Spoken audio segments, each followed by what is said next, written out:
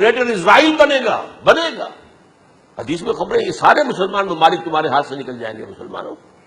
یہ عراق اور اردن اور یہ اور وہ، یہاں تک کہ ترکی، سعودی عرب کا بھی شمالی حصہ نکل جائے گا. البتہ مدینے کا جو ان کا پروگرام ہے اس کو اللہ نہیں پورا ہونے دے گا. مدینے میں داخلے کی ان کو اجازت نہیں ملے گی. بہرحال یہ سارا کچھ ہونے والا ہے. وہ وقت بھی آنے والا ہے کہ حضور کی ایک حدیث کے مطابق ایک شخص کے 1000 بیٹے ہوں گے تو 999 ختم ہو جائیں گے ایک بچے کا. یہ وقت بھی آنے والا ہے کہ حضور فرماتے ہیں اتنی بڑی جنگ ہوگی، اتنی خوریزی ہوگی کہ پوری زمین اٹ جائے گی لاشوں سے.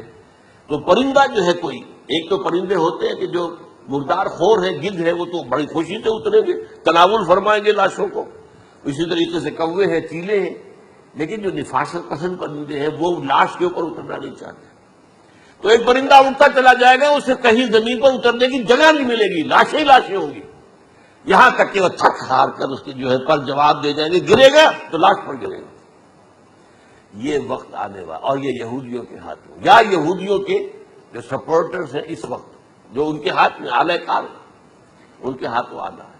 میرے نزدیک اس کام کے لیے اس ملعون قوم کو کہ جو حضرت عیسیٰ کے زمانے سے ملعون ہو چکی ہے، اس کو باقی رکھا گیا ہے.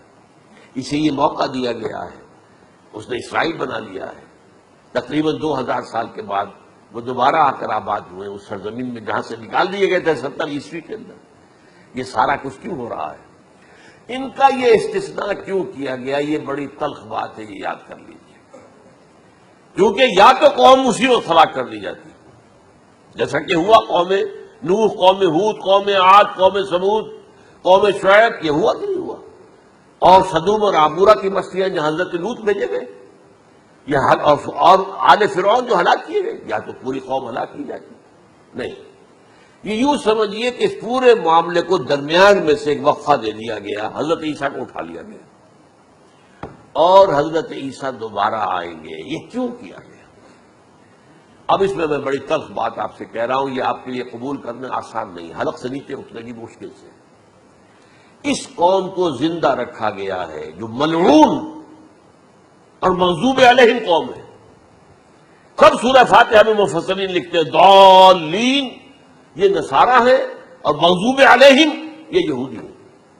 اور قرآن کہتا ہے لعن الذین کفروا من اہل الکتاب علی لسان داؤد وعیسی ابن مریم، لعنت کی گئی.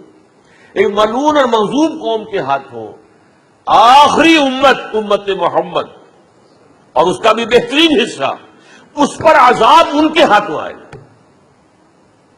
عربوں پر عذاب یہودیوں کے ہاتھوں، اس لیے ان کو بچایا گیا. یہ میں نے کئی دفعہ واقعہ سنایا، مولانا اسلائی صاحب بتایا کرتے تھے، کیونکہ وہ راجپوت تھے، یو پی کے راجپوت مشرقی حصے کے، کہ ہمارے ہاں کوئی نوجوان اگر کوئی بڑی گری ہوئی حرکت کرتا تھا تو اس کے سر پر چمار کے ذریعے، چمار کے ہاتھوں جوتا لگوایا جاتا تھا. اگر راجپوت کے سر پر راجپوت کا جوتا گرا تو چلو تکلیف تو ہوئی، لیکن یہ کہ راجپوت کا جوتا گرا ہے نا، پڑا ہے. لیکن راجپوت کے سر پر چمار کا جوتا، جس کو آپ انگریزی میں کہتے ہیں to add insult to injury, وہ تکلیف بھی ہے جوتا کھانے کی اور انسلٹ ہے کہ چمار مار رہا. یہ امت سب سے خیر امت ہے، کنتم خیر امت اخرجت للناس. اس کے لیے عذاب بھی بدترین آئے گا. اور کن پر آئے گا؟ اس امت کا جو اصل نیوکلیس ہے عرب، جس کے بارے میں حضور کی حدیث موجود ہے ویل للعرب، عرب کے لیے بہت بڑی ہلاکت. اور آج ہماری نظر میں آ رہا ہے وہ ملعون اور مغضوب علیہم قوم ان کے سینے کے اندر خنجر کی طرح بھونکی گئی ہے. اور 30 کروڑ کے قریب عرب بے حمیتی، بے غیرتی، بزدلی، کمزوری، ذلت، مسکنت کی مثال بنے ہوئے. کوئی بول سکتا ہے اس اسرائیل کے خلاف؟ کوئی بول سکتا ہے؟ 30-35 لاکھ آدمی ہے اسرائیل کے اندر یہودی، اس سے زیادہ تو امریکہ میں 50 لاکھ کے اندر، کل 1.25 کروڑ آدمی ہے یہ یہودی پوری دنیا کے اندر. لیکن دیکھیے جو چاہتا کرتا ہے.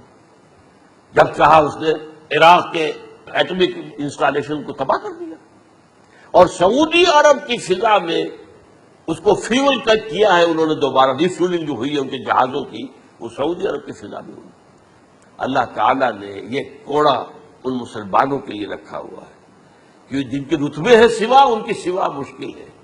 جتنا اونچا مقام اللہ نے دیا عربوں کو، ان میں حضور کو اٹھایا، ان کی زبان میں اپنا آخری کلام نازل کیا، تو ان کی ذمہ داری بھی بہت ہے. جن کے رتبے ہے سوا، ان کی سوا مشکل ہے. یہ ہے میرے نزدیک واللہ اعلم